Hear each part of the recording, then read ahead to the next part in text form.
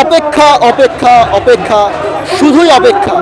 আর কত অপেক্ষা করবে চাকরি প্রার্থীরা? একদিকে যেমন অপেক্ষা করতে করতে তাদের বয়স পার করে ফেলছে শহীদ মিনারে বসে থাকা চাকরি প্রার্থীরা, আর অন্যদিকে কিন্তু সেই অপেক্ষারই দিন গুনছে পুলিশের যে পুলিশ কর্মীদের জন্য পরীক্ষার যে চাকরি প্রার্থী আছে তারা। আর তাই আজকে তারা কিন্তু একে একে পা মিলিয়েছে এবং মিছিলে যোগদান করেছে। চলুন জেনে নেওয়া যাক যে কী কারণে তারা আজকে একে একে পা মিলিয়েছে এবং এক মহা মিছিলের সমাবেশ ঘটিয়েছে। চলুন জেনে নেওয়া যাক মেন উদ্দেশ্য কি। প্রধান উদ্দেশ্য হচ্ছে দীর্ঘদিন কোনো পরীক্ষা হচ্ছে না, যেখানে পিএসসি পরীক্ষা নিচ্ছে কিন্তু পিআরবি কোনো পরীক্ষা এখনও নিচ্ছে না। এসআই কেপিএসআই এখনও আমরা প্রায় 8 মাস আগে পরীক্ষা দিয়েছি কিন্তু এখনও তার কোনো রেজাল্ট বেরোয়নি। এদিকে রাজ্য সরকার সমানই বলে যাচ্ছে যে ওবিসি হাইকোর্ট যেখানে বলে দিয়েছেন যে আপনারা এর আগে যা আপনারা রিক্রুট করেছেন সেগুলোর পরীক্ষা নিন, সেগুলো স্বচ্ছতার জন্যই বারবার আমাদের পথে নামতে হচ্ছে, নিজেদের অধিকারের জন্য। আর কতবার আমরা পথে নামবো? এই দাবিতে আজকে আমরা আবার রাজপথ কাঁপাতে এসেছি। আচ্ছা, আমরা জানতে পেরেছি যে আমাদের যে রাজ্য সরকারের পক্ষ থেকে সিভিকের মাধ্যমে কিন্তু যে আপনাদের যে ডিপার্টমেন্টগুলো সেখানে চাকরি দেওয়া হচ্ছে, আপনি কি বলবেন? আমি বলতে চাই যে সিভিকের সিভিকের যে পোস্টটা আছে তার জায়গায় সিভিককে যে পার্সেন্টটা দিয়েছে, যে 30% যে রিক্রুটমেন্টের জন্য দিয়েছে, সেটা না করে যদি কনস্টেবলকে দিত তাহলে অনেক ভালো হতো। সিভিক তো তার নিজের জায়গা পেয়ে গেছে, সিভিক থেকে তাদেরকে আরও কনস্টেবলে নিয়োগ করা হচ্ছে। এই নিয়োগটা যেন বন্ধ হয়, সিভিকদের পোস্টটাকে যেন বন্ধ করে সেই জায়গায় যেন কনস্টেবলকে দেওয়া হয়। কনস্টেবলের দীর্ঘদিন পরীক্ষার এক্সাম সেটাকে পিছিয়ে দেওয়া হচ্ছে, যাতে কনস্টেবলের এক্সাম যাতে ডিসেম্বরের মধ্যেই যেন এক্সামটা যেন নেয়। এর জন্য আজকে আমাদের এই পথসভাটা। ইতিমধ্যে কিন্তু আমরা আমাদের সঙ্গে পেয়ে গেছি আমাদের এই যে আন্দোলনকারীর মধ্যে অন্য একজনকে। চলুন তার সঙ্গে কিছু কথা বলে নেওয়া যাক। আচ্ছা, মুখ্যমন্ত্রী বলেছিলেন যে তিনি যদি সত্তায় আছেন তিনি বলবেন যে ডবল চাকরি পাবেন।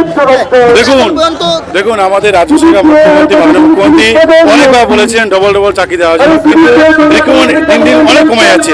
এই দেখুন পুলিশের পুলিশের সারা রাত জেগে দিন রাত জেগে এরা পড়াশোনা করছে, যখন পরীক্ষা দিন দেখা যাচ্ছে যে প্রশ্ন ফাঁস হয়ে যাচ্ছে। আমাদের ইমিডিয়েটলি সিবিটি চালু করা দরকার, কম্পিউটার বেস যদি চালু করে তাহলে পরীক্ষা স্বচ্ছ হবে এবং ওবিসি যে সমস্যাটা মিটছে ইমিডিয়েটলি সরকারকে আমাদের উকিল দিয়ে ভালো দিয়ে ওবিসি কেসটা মেটাতে হবে।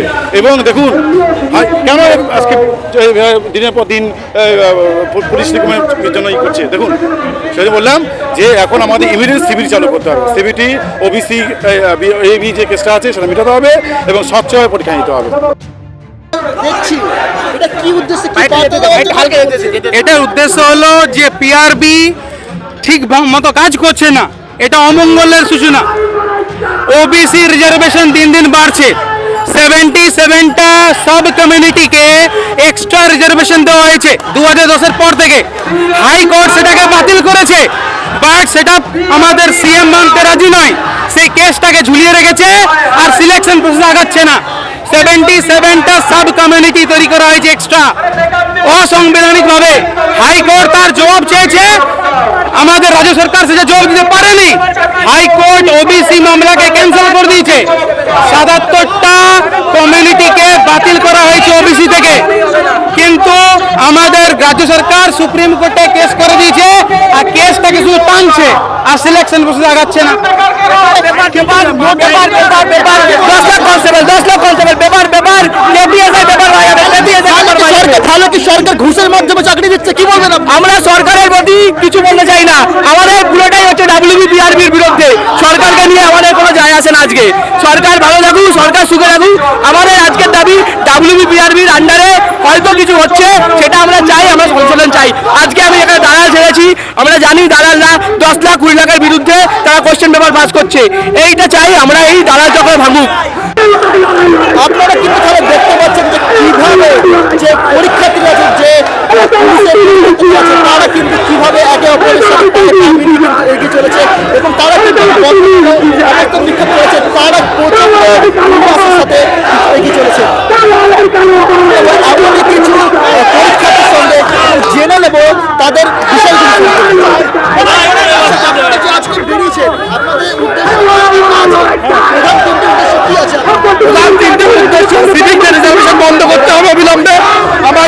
পরীক্ষায় অবিলম্বে পরীক্ষা নোটিফিকেশন চাই, আর ওবিসি কেসের অবিলম্বে মিলিয়ে চাই। এই তিনটে দাবি আমাদের কি মানতে হবে।